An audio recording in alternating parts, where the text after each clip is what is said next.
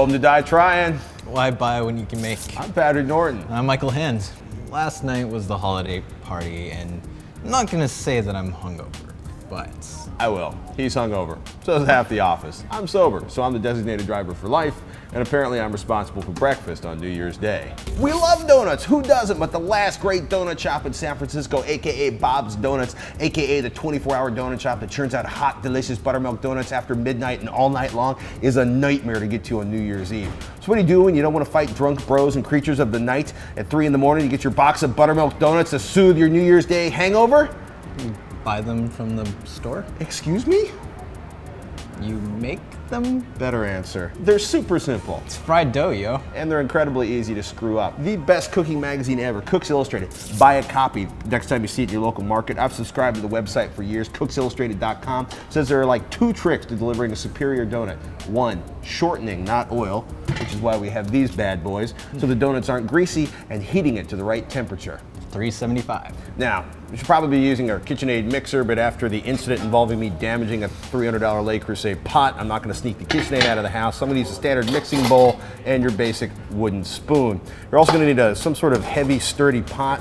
This is the 5.5 quart Le Creuset Dutch oven. Whatever you got in your house is gonna work just fine. Trust me on that one. Critical for this endeavor is a candy thermometer. You clip this to the side of your pot. It helps you keep the temperature of your shortening to the right temperature. You're also gonna need a rolling pin, a donut cutter, skimmer or tongs. Pull out the skimmer there. Actually, don't do that. You'll hurt your hand. And you're also gonna need a rack for cooling them on. You can get away probably with a pile of paper towels, but I like a regular cooling rack because I own one and I cook cookies, and a stove, and measuring cups. So as far as software, aka the ingredients list, we need 3.5 cups unbleached all-purpose flour, plus a little extra for surfaces, half a teaspoon of baking soda, 2 teaspoons of baking powder, 1 teaspoon table salt, 1.5 teaspoons fresh grated nutmeg, 3/4 cup buttermilk, 6 cups vegetable shortening for frying, 1 cup granulated sugar, 4 tablespoons of unsalted butter, not cups, 2 large eggs, and 1 egg yolk.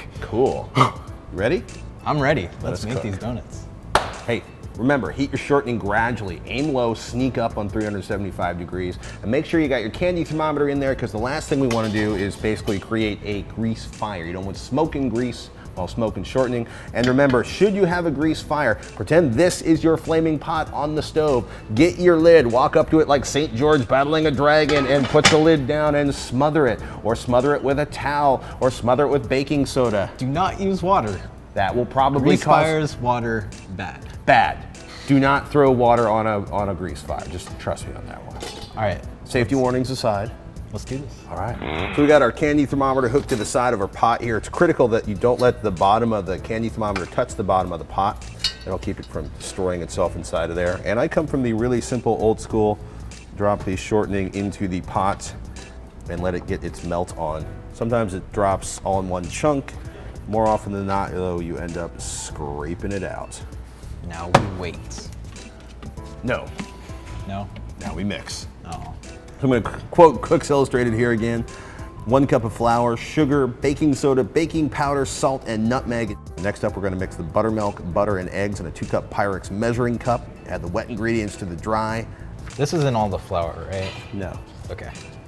Beat on medium speed, which we're going to be doing with, well, you know, a wooden spoon, and make sure all of the liquid is incorporated. Quote, the dough will be moist and tacky, a cross between cake batter and cookie dough. Do you want it to pan the bacon? Have we mentioned the bacon? There's bacon. Bacon. Yeah. So one of our earlier efforts erred to the side of too dry, so we went a little wet on this batch. And this is our what's that word? Powdered, floured surface. And our sophisticated rolling pin.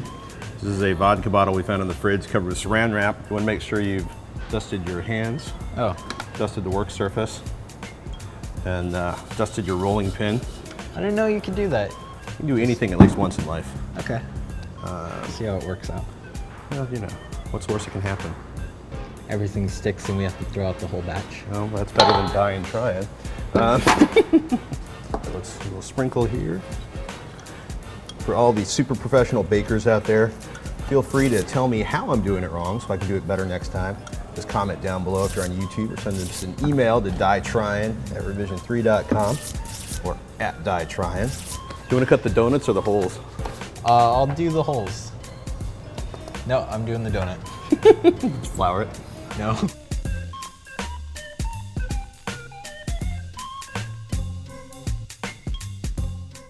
I don't know if I should have the responsibility of making the full donut.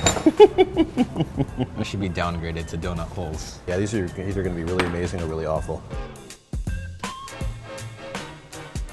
And then it is time to fry.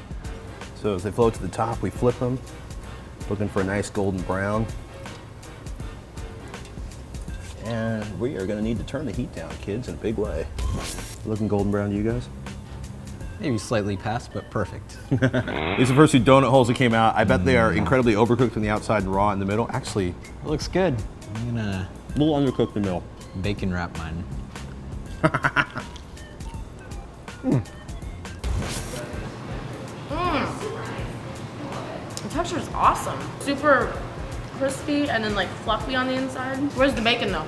They're really light and fluffy on the inside, crispy on the outside. There's the bacon. It's so good. I'm impressed. Oh, it smells so good. Have a piece. No. You're being on my bacon. So what did we learn? Flour in between every, okay, a lot of little things go together to make a good donut. Yeah. I love you, Bob, or Bob's. Flour in between every single cut, or you end up with a sticky mess that you wash and then a sticky mess. It just flour in between every single donut you cut and every single hole you cut. Also, stoves are important because our electric stove, the temperature just kept on fluctuating. So that 375 that we needed to get at was very hard to get to. And at 385, we made a brick with a raw center, and at 355, it soaked in too much shortening and was, but at 375, Cooks Illustrated nailed it. It was glorious. You know, this would be a pretty good business to get into. Yeah, I think having worked in the restaurant business, you should spend some time with our sponsor, lynda.com/DIY. Try some of the lessons there. These amazing video lessons that you can take to learn about all sorts of stuff. We've talked about learning programming there. We've talked about some of the other stuff there. You should learn some more about business before you leave your current industry. I mean, how hard could it be? Maybe I should actually, because that's a horrible thing to say. Yeah, if it's 2/3 of the people in the room who grew up in restaurants are just looking at you and thinking like, oh, Michael, oh no. I'm gonna be one of those business owners that it fails within the first year, unless I go to lynda.com. Or you could be one that it succeeds because you went to lynda.com/DIY. Support us, support the show, do us a favor, subscribe. People, we're on YouTube at youtube.com/DieTryin. Share with your friends, tweet it out at DieTryin. Check us out. Like tell people about us. Share the love. Yes. Or if you want to do RSS, you can go to dietrying.com, look under the downloads tab. Yeah, and actually we're up on iTunes now. You can email us, dietryin@revision3.com. We want to hear from you. We want you to share what we're doing, and we want to know what projects you're doing. Post in the comments, send us the tweets, let us know what's going on, and we'll share it with the audience moving forward. It is pretty much the end of the year for us. We'll be back from CES 2014. We'll be coming from CES, hopefully. Yeah. Bail bondsman or hotel room hacks? I can't remember which one it was. Maybe a little both. We'll see you next week on Die Tryin. I don't want to eat this donut You anymore. don't have to eat the donut anymore. I'm in character. I didn't realize you were a method actor.